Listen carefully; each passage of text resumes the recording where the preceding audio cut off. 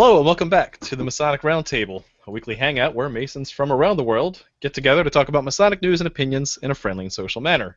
The thoughts and opinions expressed here are solely the opinions of the participants and do not represent any Grand Lodge statements or positions. Make sure you keep your conversations open for the public and on the level. To interact with us, send questions and comments to our Twitter page at Mason Roundtable and or on our Facebook event page. You okay over there? Good. As for introductions, as usual, my name is John Ruart, past master of the Patriot Lodge, number 1957, in above average Fairfax, Virginia. And I'll hand it off to Robert Johnson. Hey everybody, Robert Johnson, past master, Waukegan Lodge, number 78, in good old Waukegan Lodge.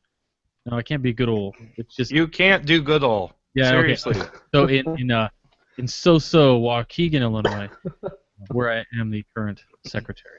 Wacky Waukegan, Illinois. That's what I'm going to say next week. Awesome. Oh my God. Stay tuned. Nick Johnson, where are you from? Nick Johnson, past master of Corinthian Lodge number 67 in big-time Farmington, Minnesota. The home of a large bell. I don't even know why it's there, but it's there. Not the Liberty Bell. Not the Liberty Bell, but it looks just like it. Sister. It could be. Juan Sepulveda. Hello, everybody. Juan Sepulveda here from Orange Blossom Lodge number 80 in 65-degree Kissimmee, Florida. Oh. Freezing cold. And the host of the Winding Stairs Freemasonry podcast. Thank you, Juan. And last but not least, Jason Richards. Hey, everybody. Jason Richards here, Junior Warden of Acacia Lodge number 16 in the original good old Clifton, Virginia. The original. Good old. All others are just imitation. True story. Yeah. Except no substitute. Moving into Masonic news for this week, the week of November 24th, 2015. We have quite a few little interesting tidbits, many related to each other. Let's talk about the first one, which is Ancestry.com lists Freemason records spanning 190 years. So what's fascinating about this is apparently the British Lodge books have been open that go all the way back to 1733. So you can see some of your famous Freemasons or other suspected Freemasons, and we'll talk about that in a second, now free online. So if you are an Ancestry.com member, that information is available to you. That's kind of huge. You do have to be an international member, right?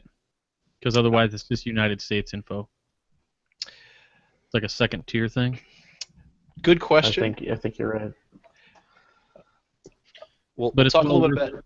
Yeah, there's a lot of British names that come up on our next news article that's related to this. So I'm wondering if it's publicly available or if it's regionally available. Interesting. But how cool is that, though? Seriously. It is really neat. It's cool unless you live in a very Masonic-phobic society, like the UK. The UK and Paris or France, those places are both. Yeah. Even Italy to some degree. Yeah. So the records go to 1923, so one could assume that those members are mostly long gone. Yeah. Ooh, only 1923. There is still some in the Grand Line somewhere. Holding on. I like it. Well, I'm sure there's somebody combing through them going, see, I told you they control the world. See, I told you they control the world. Funny you should mention that. Funny you say that. Ooh. Because our next item is first phase analysis of that data shows the Titanic, the inquiry behind the Titanic, scuppered by the Freemasons. Titanic was an inside job. It was an inside job. So I skimmed through this article, and basically because of that information, they were able to go back and look at the names of the people behind the commission, whose job it was to determine fault and blame and all that. So not only the judge who oversaw the British Rec Commissioner's inquiry, was a Freemason, but even some of those who escaped censure were also Freemasons. They only interviewed 3 people, and they were all from the upper class, the elite class. And they were all Masons, coincidental. So what does that actually imply, right? Nothing, because the sistership is still fine in Harvard and Long Beach, California. And they certainly didn't get a chance to interview one of my lodge members, who's a local hero down in Clifton, who actually lost his life on the Titanic, who was a Mason, Oscar Scott Woody. Good point. Yeah, So that is amazing. Jason took me down to a deli who had is it his dues card there? What was there? yes, yeah, yeah. The Clifton store in Clifton, Virginia, has copies of his dues card. So Oscar Scott Woody, and we need to do a whole show on this, so I won't spoil it all. But he was a mail carrier on the Titanic, lost his life. His body, with his dues card still intact, washed up a week later and found its way back to the Grand Lodge of Virginia. Amazing. So, like I said, he's an Acacia Lodge hometown hero. He's been written about by brother Greg Knott on the Midnight Freemasons. It's a cool article. We'll post it in the show notes. So it can't be a complete conspiracy, because at least one guy wasn't in on it. But it's interesting. I mean, yes, it gives some fodder for these tinfoil hat wearing guys to put all these pieces together. Really don't make any sense. They were also probably church going members too. So do with that what you will. But Well, it's fuzzy logic, without empirical evidence, right? When you have a sample size that small, it's like, Right. plus everybody was a Freemason back then. Yeah. Well, and it's just kind of funny. It's always in England. I think there's a real fear that the upper echelon. If you ever notice, it's not just that they're Freemasons, but they're Freemasons with access to power. So Yeah. it's usually cops or government officials or what have you. So, for them, it's that I think because the upper crust is so involved in Freemasonry, just because it's something to do. At least it was back then. It just gets this name of, oh well, they were involved in all these things, and it's really not like that at all. It's just yet another social club these guys were in, probably. ruling the world one spaghetti dinner at a time. What do they eat out there? They don't eat pancakes, do they? Do you No. like fish and Biscuits? chips things? They're like hoe cakes. It was like black and white pudding, or is that more Scottish and Irish? I think we just offended half of our audience, but that's okay. We've done We have several UK listeners who need to school us on what the British eat for breakfast. We apologize from across the pond. rarebit. How do you make money? All right, so I'm going to save you guys from this big, make huge money? ditch you're digging, What does that even That's mean? important. and show you the next item. For all of our UK listeners, we absolutely love you guys. You all are amazing, especially Brother Daniel in Radio Lodge. Okay, I think I saved this. Hopefully, we'll see you in 2017. Yes. Moving on, the Masonic Service Association of North America has released brand new numbers of statistics. Yay! The engineer in me loves these. 2013 through 2014 membership numbers. We talked about this back just a few episodes ago when we had Robert Hurd on, and discussing how Colorado has gone up. Well, that was the case, but no longer. In fact, if we just go straight to Colorado's membership, they went down 684 members from 2013 to 2014. Wow. In fact, just starting at the top again, 2014's numbers across the United States are in with a grand total of 1,211,183 members, the lowest point since they've been collecting records in 1924. Also, if we go look at the gain and loss per state, the only state that has gone up in membership is North Dakota with 28 members. Now, again, when they're only hovering around 3,000 members, that is 1% if you want to think of it that way. 1% gain, but overall numbers across the board are grim. That's intense. Can you go up to Illinois really quick? No. Illinois has gone down 1,955. Yeah, man, that's wild. I knew What was that, 3%?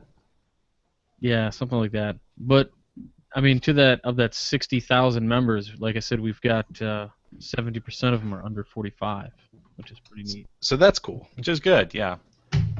This is purely a quantifiable statistic. That there's a lot more behind this that some Grand Lodges need to get into. But yeah, there we are. It's also noteworthy that 2014 is the lowest figure since MSA started keeping track. Let's turn it around, brothers. Or let's not. Refinement. That's very TO of you, Robert. Quality over quantity. That's right. In 2,000 years, there's going to be one Mason, but he's going to be awesome. I can't wait to be Grand Master and look around and wait for everyone else to join. One is the loneliest number. Hey, Jason, do we have new bookmarks? Yes, we do. We How did talk awesome about this last of you week. to ask. We have bookmarks coming out the ear. Almost literally. Wow. So yes, we have our brand new bookmarks for running 2 of the TMR Sparklight campaign. So what you need to do is you need to get one of these, or print it out, or draw one yourself. Robert Johnson did that last year, and put it in a book that has had a lot of impact in your life. It doesn't have to be Masonic related, but the idea is to just spark light and spark conversations among brothers on different resources that brethren have found to be very helpful in their lives. So put this in a book, send it to us, post it on our Facebook page with the hashtag #SparkLight. That's how we tally the entries, and most importantly, write 2 to 3 sentences on how that book has enriched your life. I knew I forgot to do something. Yeah, that's why you didn't win last year. Yep. So I'm going to do it again this year, but since you said it's open to any book, I'm going to put it in my favorite book. I can't wait to see it. Your Can Kindle? you post a photo of that one? Is it a Clive Cussler book? Oh, guys. It's going south real quick.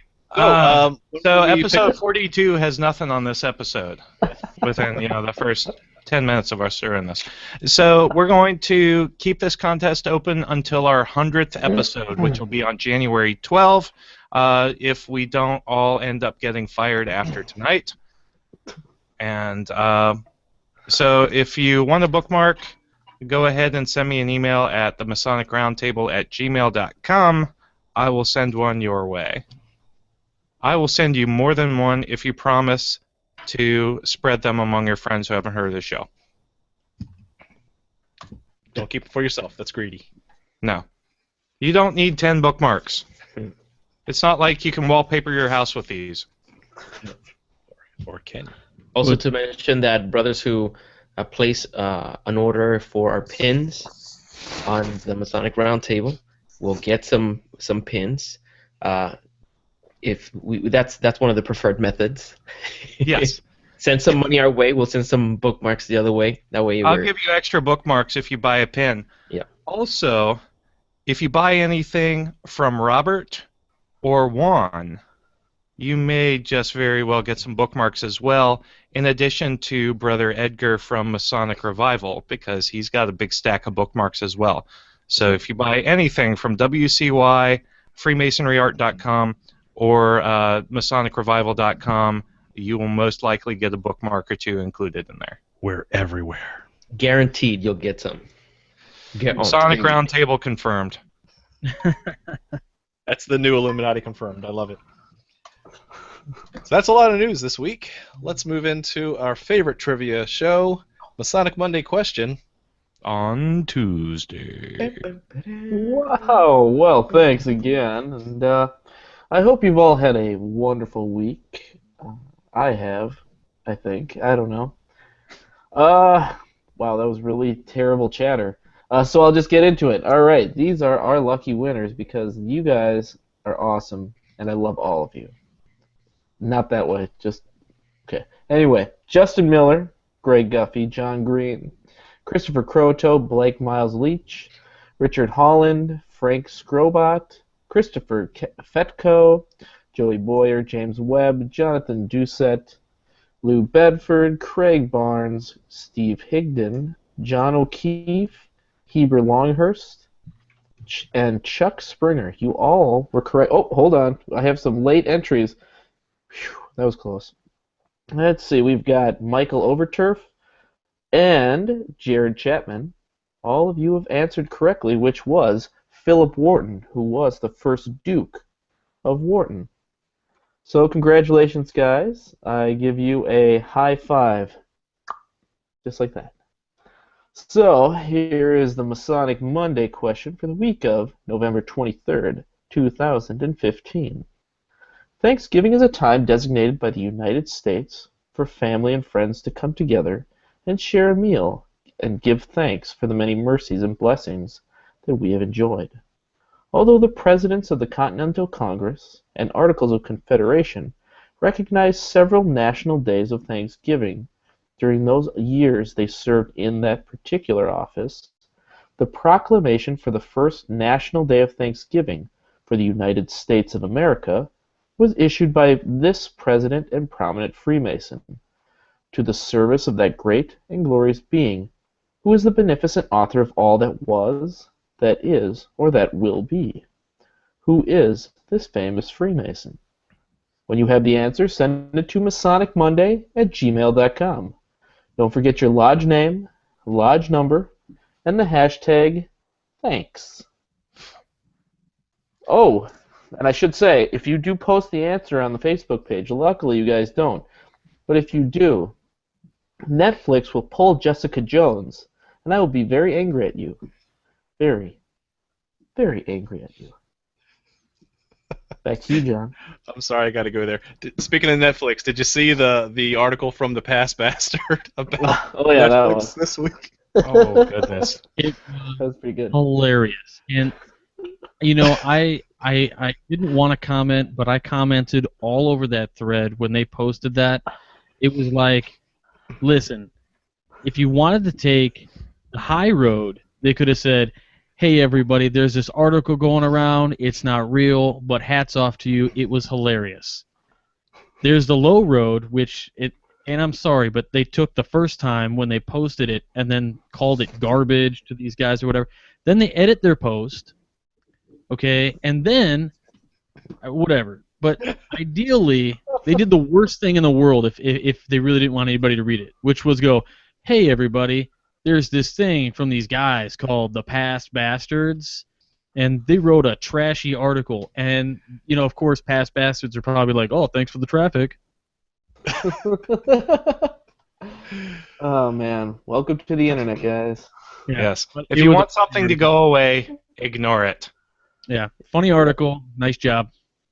Yeah, so for those who are clueless of what we're talking about, the article basically said that Netflix had signed a deal with the Scottish Rite to do their degrees via Netflix. So, Yeah, the northern jurisdiction because they have some video degrees. Oh, okay. So now I get it. Weird. Oops. oh, jeez. Anyway, I moving was into wondering what the fuss was about. Yeah, well, now you know. Okay. this week's topic, Fortitude. Let's talk about that. This is a Because we're continuation. definitely not doing temperance this week. Yes. No. By offending half of our listeners. In last week's episode, we talked about temperance, which is one of the 4 cardinal virtues. We're moving into, or almost halfway through, the second cardinal virtue, which is fortitude. And the remainder will have prudence and justice, so stay tuned for that. If temperance is about withholding, then fortitude could be considered the opposite approach.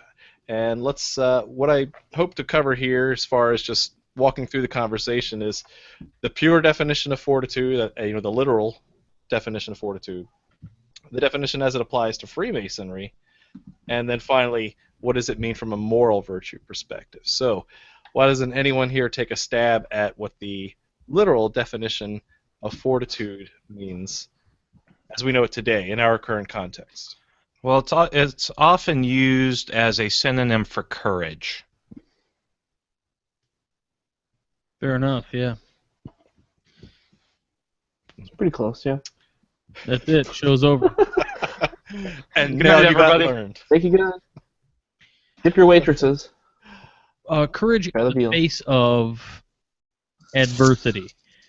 So you would say that somebody would exhibit great fortitude by, running into a burning building to get somebody out. Or Jacques de Molay gave up great fortitude because he didn't give the secrets away while being burned at the stake, or refused to admit to whatever they charged him with. Right. Worshipping severed heads. See our Baphomet and Lucifer episode. Baphomet episode, yep. Yeah. So anytime there's... Go ahead, Juan. An official definition I have here: strength of mind that enables a person to encounter danger or bear pain or adversity with courage. So there has to be that pain and discomfort in the process. Okay. And I liked, if you listen to the Winding Stairs, you've heard me mention this: lo cortés no quita lo valiente, or being courageous doesn't take away being courteous. I am a firm believer that even when things are difficult, and these guys know this to be true for me, even when there are things that are difficult for me to say, I try to be courageous and come straight out and say, guys, this is what I believe, and I don't love how it feels, but it's better than just to hold things to myself and be disingenuous about what I really feel. I'm going to say it. It sounds better in Spanish. It sounds really good. Lo cortés no quita lo valiente. Yeah. You can read me bedtime stories any day, Juan. So how does one apply fortitude in a Masonic context? What does fortitude for the Mason mean? Well, fortitude in Masonry, there are many areas in which it applies. First one that comes to mind is in the protection of those things that we have promised to safeguard. So whether it is modes of recognition or different rituals or even the express secret of a brother, we need to be strong in and be able to guard that. The other way in which we use fortitude is whenever we see a brother that is failing or someone who is erring in some way, then having the fortitude to approach that brother and whisper wise counsel towards him, that's difficult. That's, in my opinion, that's one of the most difficult things to do as a Mason. But when we fail to do that, we do ourselves and our brothers a disservice. Those are the two main areas in which I always think of fortitude within Freemasonry. That's good. Nick, you want to build on that? You know, that's a very good description. It's kind of interesting. As when we were looking at this topic and I was doing some research about it, as it's connected to the virtues, obviously these are virtues that we have been looking at, and one of the things that was really interesting to me was how this one is always essentially, the last one, temperance, is dedicated to those that are, farmers. Essentially it's the rude state being pacified for higher things. This one is usually dedicated to the military, to those who are fighters that are able to withstand those kind of fears and to act courageously. And for me in Freemasonry, a lot of our degree work actually goes about. I mean, the third degree is essentially a play about courage, and it's one of those that you can't get away from it, especially not in Freemasonry. And we're taught that. I mean, the Order of the Temple explains courage. I would say every single order within the commandery is a lesson in courage and how to stand up to stand up for your convictions as an individual, and also give you a purpose for why you are standing up. It's not just because you want something else and you're lauding over somebody else with your power. It's that you're doing it for a cause, and obviously that will come in with the other two virtues, but this one is pretty much the most active. Temperance is the avoidance of. This is the action to do, to do something in the face of difficulty. So, it's one of those I still kind of shirk away. We still live in that genetic world where, fight or flight, and, oftentimes I'll just avoid situations that I don't really want to deal with. It's a Minnesota thing. I was going to ask you, isn't it a state thing? It really is, honestly. It's like avoidance. Just go outside, hide out in the woods, and somebody else, can deal with it. So, and it's one of those that it's a constant, and because it's an active thing, it's also an exercise. It's something that you have to constantly engage in to get better and better at. It's like an endurance for your soul. Well, I think, hearkening back to the idea of fortitude as courage in the face of adversity. Of course, the four cardinal virtues, as we know them, really have their origin and part in the classics and Plato's Republic. And I'm probably stealing John's thunder with this, but go ahead anyway. So you've got, as part of the virtues in the city and Plato's Republic, Plato's Republic 4, courage is preserving the belief about what should be feared, as inculcated by laws. So really, if you take it philosophically, courage is standing up for what is right in spite of adversity. And in spite of what people will think, according to that. Right. So, I mean, like, if your sister says, "Isn't the baby cute?" If you say, "No, she's ugly," there you go. You're telling the truth. It takes a lot of fortitude. But that one takes away from prudence. It does. Yeah, no. You mean I got to use all four? Jeez. That's an awesome example. That's an awesome example. Because we have seen some babies. All of us have seen a lot of babies. And we have been presented with the opportunity to say something about that baby presented. Now, here's what rhetoric comes into play. And logic. In logic. You find the absolute most positive attribute of that little ugly thing. And that's what you shine a light on. Very nice. It is interesting though. You kind of have to be careful with fortitude because it is a reactionary. It's reflexive, and so you have to be careful that you're not jumping hastily like what we're talking about right now, and that's the thing is you have to balance it out with the other two, like prudence, obviously, because fortitude will lead you into a reaction, right? And it's having to employ the other virtues to ensure that even though you're acting with fortitude, you're not being a dummy. And as part of a reactionary process, Plato actually labels it as part of the irrational part of the soul, where temperance really is that rational ego part of your psyche, where you're making a conscious effort to rationalize and deliberate as to what you should or should not do. Whereas again, fortitude as well as prudence is inherently reactionary and thus irrational. So it makes it a little bit more dangerous. I think it would be really interesting, when we kind of finish this 4-part series, to come up with a scenario in which we have to use all 4 of these virtues. Oh wow, I like that.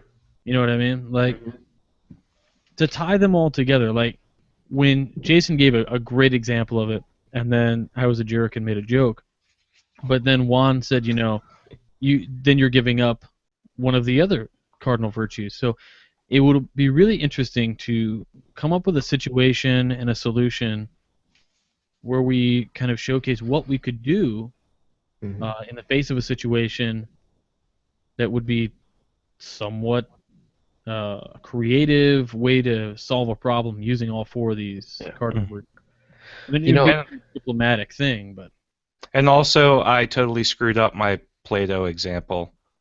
Prudence is a rational part of the soul, and temperance and fortitude are inherently irrational and/or reactionary.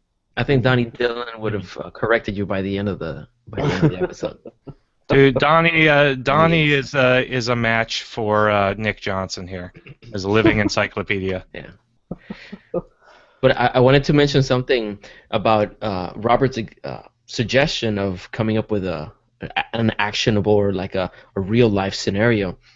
When I was first looking into joining Masonry, that is what I thought I was going to see behind the closed doors. I expected that the teachings that came about from the tradition of Freemasonry were going to be discussed in specific examples. Like, if a brother said, "Brothers, I'm having difficulty at work because my boss is demanding this from me, and I think this is wrong. What would you suggest, or what do you think the teachings of Masonry can offer me to solve that problem?" And then people would take turns to kind of remind everybody about X lesson or this story or the other, and then this brother would go out into the field and actually implement the lessons that he learned within the El Gremio. What is El Gremio? Is this what were the operatives? They were a group of Craftsmen, guild laborers. Guild, the word I'm looking for. Guild. So Okay. the skills that you acquired within your guild, then you go out into the field and actually implement that work. And I think that in this dwindling of members, if the only change we made to what we do is that the brothers come into this guild and take home some actionable advice and really do real masonry out in real life, I think that's a curve that would contribute to changing the trajectory. Amen to that. That is amazing. I totally agree with that. Thank you. So now, what does fortitude mean regarding the moral virtue? Jason kind of alluded to that. Unlike Plato or Aristotle or Aristotle's writing, another way to look at it is from the Christian context, which comes from St. Thomas Aquinas. We talked about that a little bit in the intro to the Four Cardinal Virtues. St. Thomas Aquinas has kind of laid out those Four Cardinal Virtues as good Christian virtues, and goes into great detail with those, which is where I think a lot of that has influenced Masonry today. In fact, he even goes on to say that, first, unlike Aristotle, Aquinas' courage is about endurance, not necessarily bravery in battle. So it's personal endurance, standing up for the right thing rather than enduring in battle, right? A physical endurance versus a moral endurance. Well, isn't life a big battle when you get down to it with morality? Life is a battlefield. It's either life or love. I can't remember. Yes, that's the 80s song. Yeah. But it's kind of interesting too. One of the sources I'm reading here says that to understand true courage or true fortitude in Christianity, It takes someone who displays the virtues of faith, hope, and charity as well. Only through charity can we call the natural virtue of fortitude a Christian virtue. And replace the word charity with Agape. Love. love. Absolute love. Yes. Unconditional love. So, not giving money, love. Right. Could one replace the other? Well, I think we need to save that for the charity episode. Yes, there will be a charity episode, Yes. I guarantee. We've already done a charity episode. No, but this one's gonna be a real one No. Oh. because I'm gonna be in it. Yeah. I'll drink to Fair that enough. one. Cheers. Oh man, you're Once above the TMR love. I mean charity machine. But I find that interesting from a moral perspective. Right? Let's get really philosophical then. From moral fortitude, what is moral fortitude? Well, Jason alluded to earlier. It means standing up for what's right. It means being just. It means doing the right thing even when no one's looking. Upholding the laws. Right. Upholding the rules. Or supporting someone who needs your help. Supporting something when it's the right thing to do. I'm trying to think of a good example, but what Jason, why don't you give an example of where you could have used some moral fortitude this week? Well, a couple weeks ago, and it's hard sharing this story, but I was in a lodge, and we were talking with a brother, who's an older brother who is actually a Grand Lodge committeeman, who spouted off a racial slur in lodge, and that was one of those places where I chose prudence, perhaps rightfully or wrongly, over fortitude, and didn't ask him to leave right then and there. But that's just behavior where I probably should have had the courage to say something, but it probably would have ended badly for me either way. Well, so Jason, like in those aspects, it comes down to. So I was going to bring this up later, but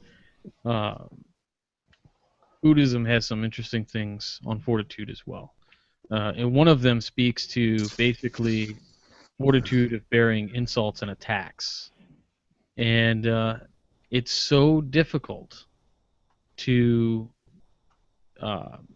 It takes fortitude to not come back and want to verbally destroy somebody, and it takes another kind of fortitude to say something with enough, I guess, couth, that you're going to get your point across without, I guess, diving into the same realm of insulting.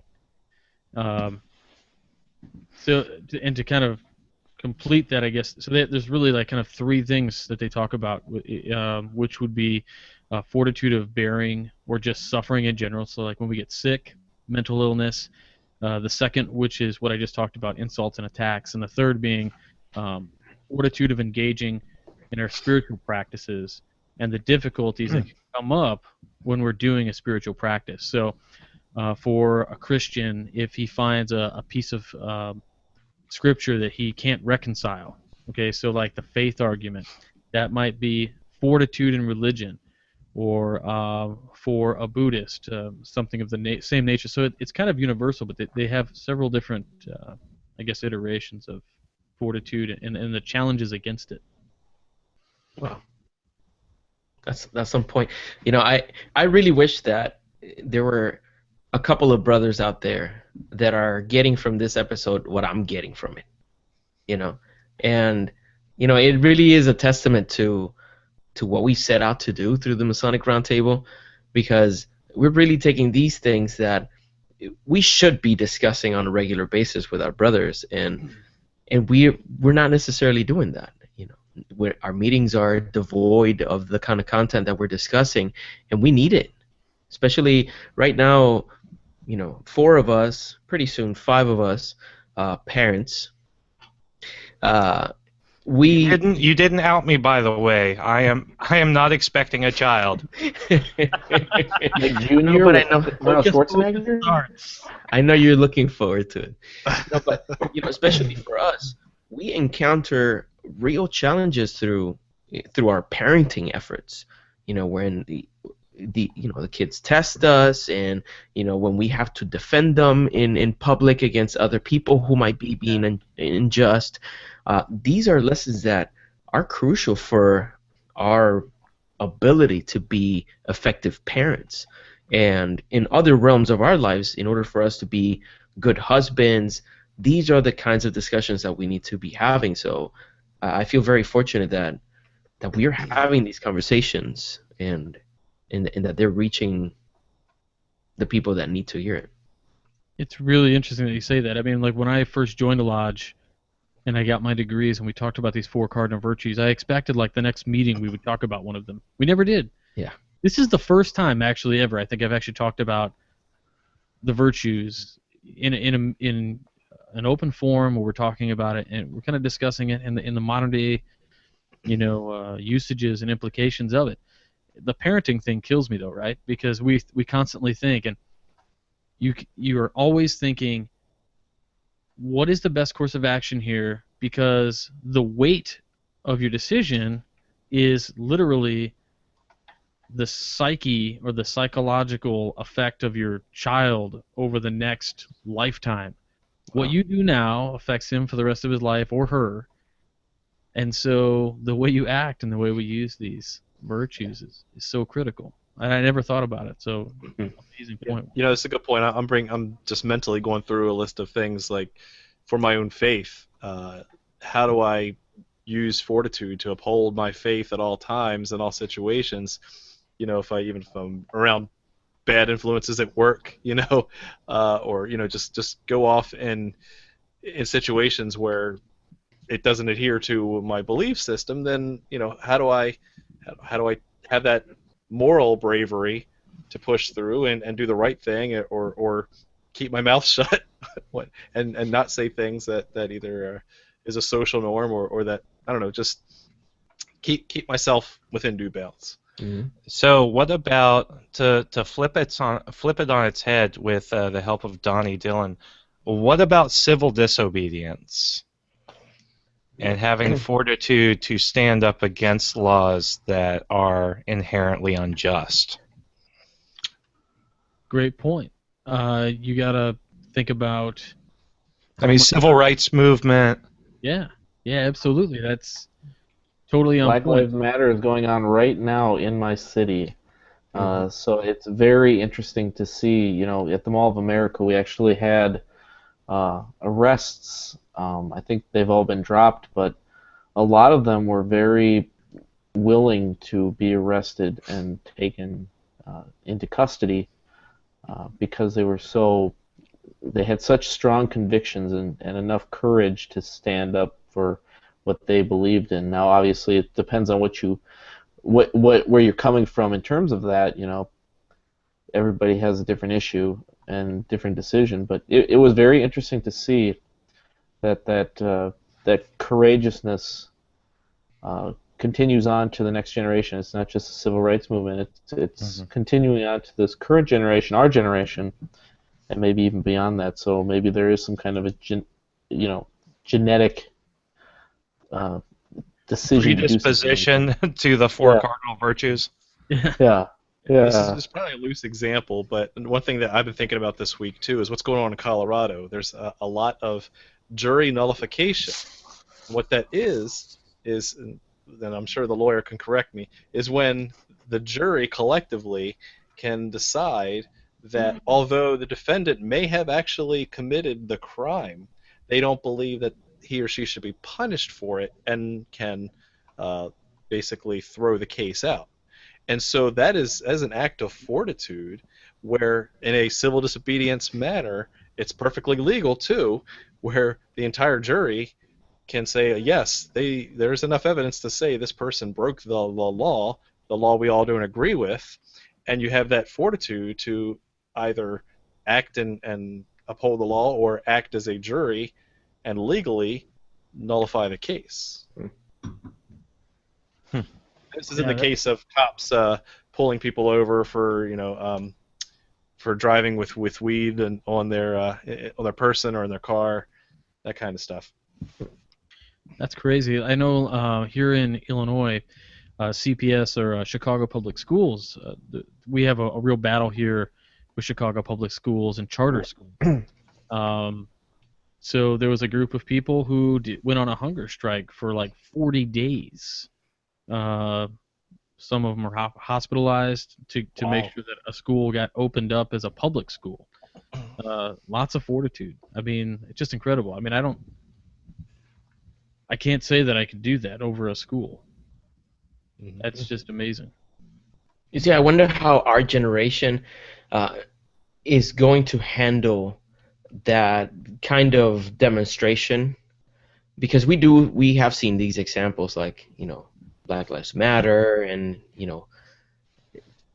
a few others that have been coming up lately, but our generation is one that is not out physically involved as much as previous generations. Yeah. So how effective would it be? How effective will their engagement be? Because in a virtual world, yeah, we speak our minds and we have a little, Let me just say, argument. it's a lot more than changing your profile picture to the French flag. Right? You got a little bit more fortitude required than just that. What do they call that? They call Guilty. that slacktivism. Slacktivism. Wow. Slacktivism? We do things like that. I've never heard that before. That's good.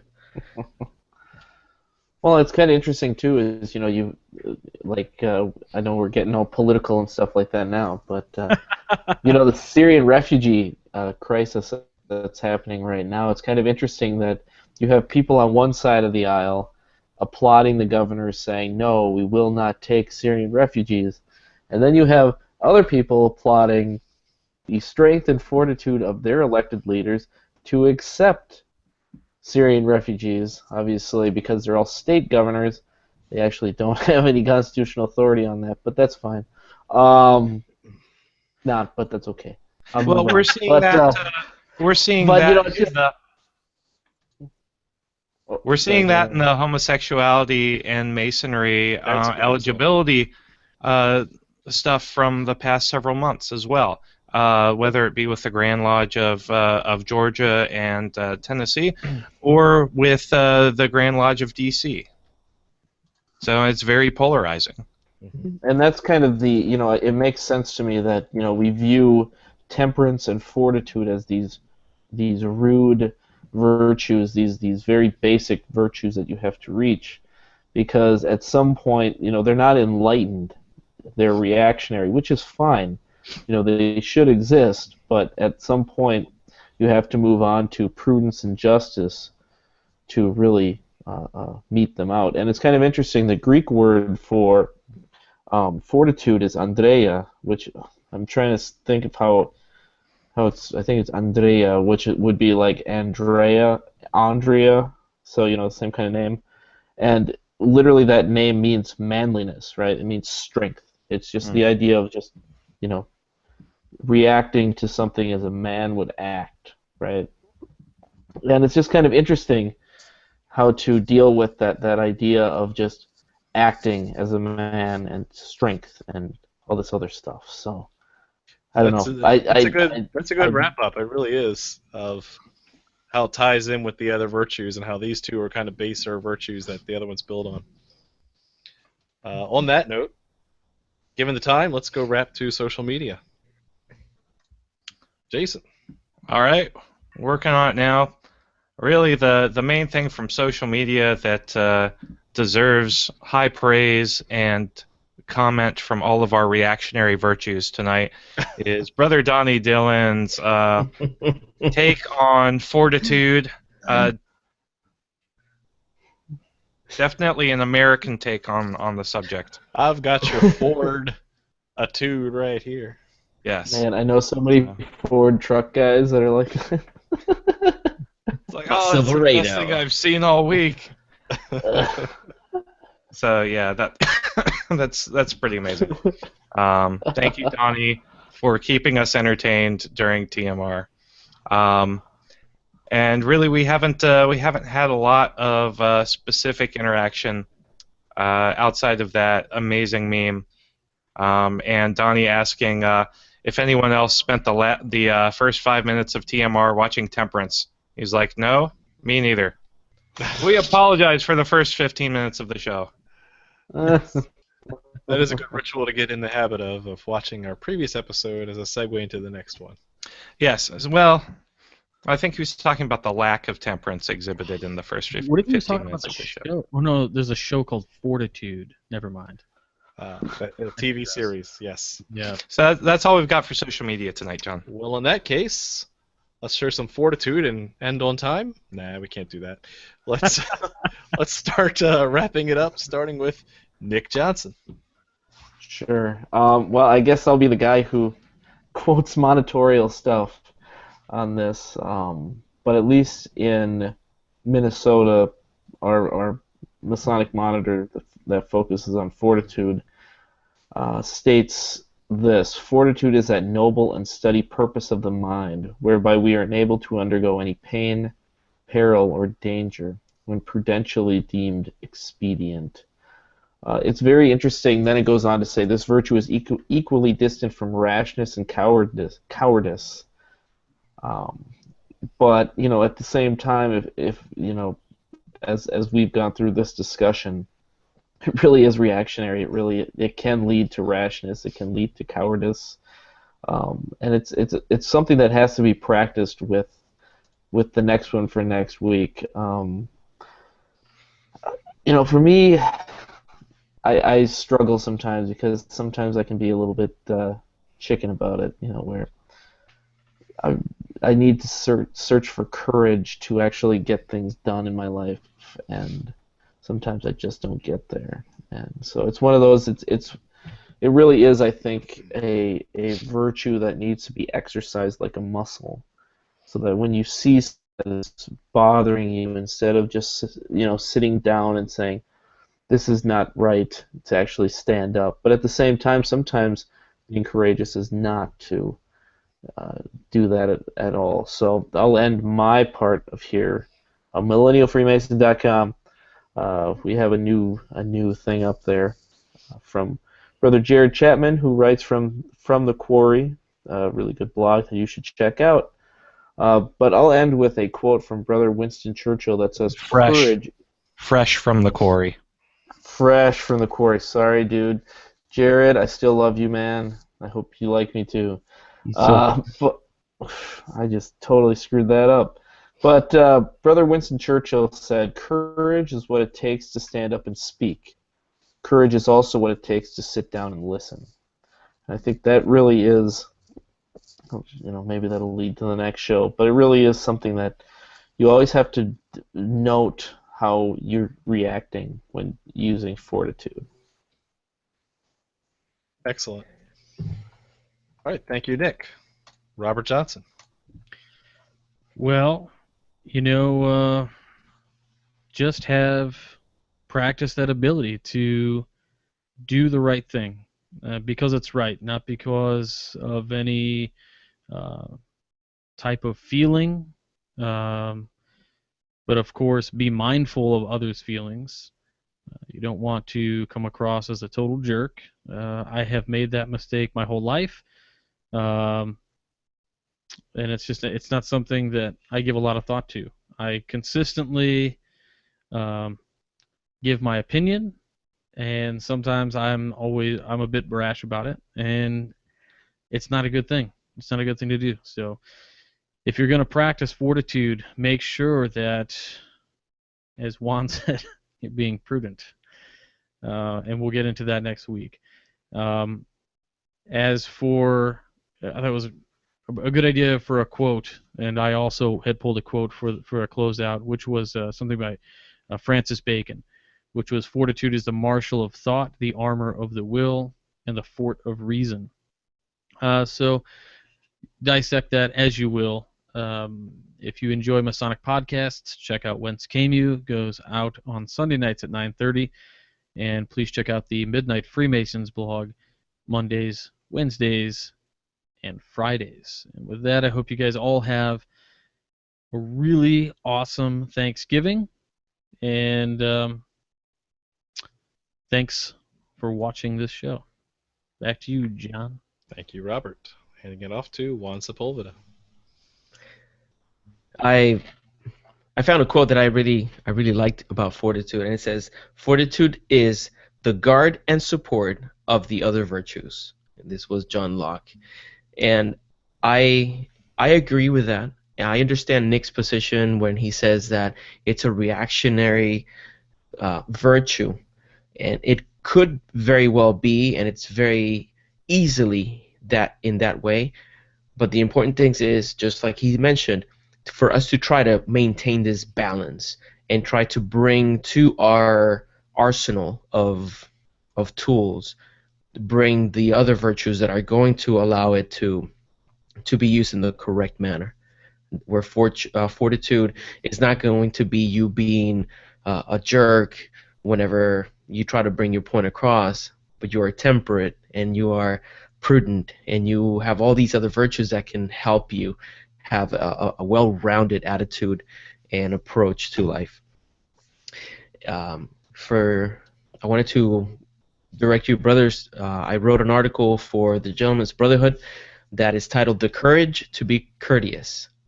And it talks a little bit about the story behind my view of how courage doesn't supersede courtesy.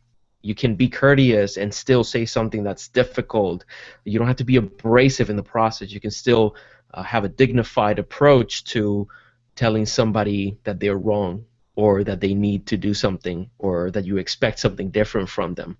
And it's not easy, but we're not here to do the easy stuff, right? We chose the life that we chose because we want to be different. And finally, thank you all the brothers who have supported my business. If you go to freemasonryart.com this week, as a sign of gratitude in celebration of Thanksgiving, every order that comes in is going to receive a signed print of this piece, which is called Out of Darkness. So I invite you, brothers, to go to freemasonryart.com and make sure you use the promo code GRATITUDE at checkout to get it. And that's if they order art, right? They need to order art or aprons. It just can't be. Right now, we've partnered with Masonic Revival. So if the orders are just for ties, I can't include it because those are ships from somewhere else. So if you place in any order of any amount within the website, as long as it has art or aprons or anything like that, you can get one of those prints. Thank you for the clarification, brother. Very cool. Great. Alrighty, Jason Richards. So in doing some research for this show, came across some works by St. Augustine of Hippo, who, as you might know, is well known in the realm of Christian apologetics. He was a theologian, and he actually gives a good bit of spends a good bit of time dissecting the four cardinal virtues, and what he says about courage or fortitude, I think, is pretty telling. He says, "Courage is the virtue of the spirit which serves only God and not the body, therefore ruling well." So while we talked about courage as being, part of the irrational psyche, as inherently reactional or inherently reactionary, it's very much pointed at God and standing firm in order to give honor to God. And I think as a brotherhood of men who operate under the fatherhood of God, of course, in all of our actions, they're supposed to tend to the glory of God, and that's where we can really get a good takeaway on fortitude and courage to say, stand first or stand fast in what you're doing to the glory of the grand architect of the universe as a part of this fraternity. Thank you, Jason. Wrapping it up, some final thoughts from me. Let's see, the symbolism of fortitude is often associated with the lion.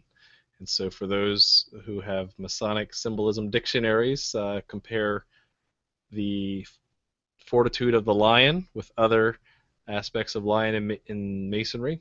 See how that ties up. Also, similarly, it could be triumph over sin, right? Fortitude to do the right thing.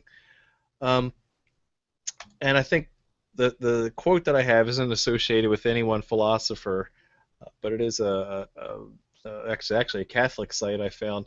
And I like the way they summarize this, that the virtue of temperance is thus not enough for emotional well-being, since temperance deals with the greatest pleasures, withholding from pleasures, not the greatest difficulties. Rather, it belongs to fortitude to remove the obstacles that withdraw the will from following reason on account of difficulties that give rise to fear and sorrow. So whereas temperance is withholding, holding back from your own pleasures, fortitude is the opposite side. It's pushing through and overcoming obstacles that get in your way of doing your best. So be your best, do your best, and we'll see you next week. Thank you very much for watching, and keep searching for more light. Have a good night.